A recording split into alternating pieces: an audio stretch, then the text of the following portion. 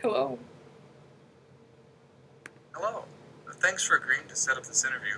As you know, we only have a short amount of time, so let's go ahead and get started right away. Now, I know that you've been involved in some work on community issues. Can you tell me what attracted you to the community issue that you chose at the beginning of the semester? Mm-hmm. Of course. The community issue that I chose was poaching of animals, and what attracted me to this issue is that it happens around my community at home, so I know this firsthand, and I really feel like everybody needs to know what this issue is so we can help resolve it in the long run. Okay, thank you. Now, your materials also said that you were involved in a community issue team project that focused on a call to action. Can you share with me what call to action your team put forward and why you chose that call to action? Mm-hmm. The call to action that our group decided to have was that you should report all poaching that you see, and you are able to do this at the Minnesota Department of Natural Resources because they have an organization that is called the Turning In Poachers, or the TIP organization, which just means that you can call them 24/7 at their hotline, which is pound tip, so you can turn in these poachers and help prevent this from happening again in another situation. I see. Now, if I were to ask the other members of your team what they think your biggest strength is, what do you think they would say, and why do you think they would say it? I think the biggest strength that they would give me is being a reliable person. And I really think that why they would give this strength to me is because we had a hard time of setting up schedules. So I decided to take the responsibility of taking off work so we could find a time that would work for all of us.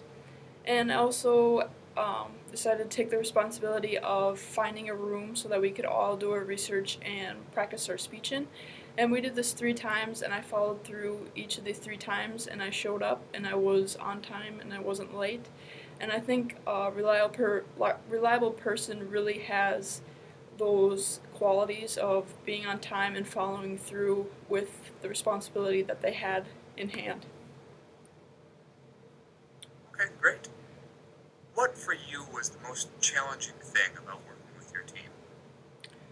One of the most challenging things working with my team was that some of our members wouldn't participate, or they wouldn't show up, or they would show up late. So it was very difficult for us to know when, if they would be there or if they wouldn't show up at all.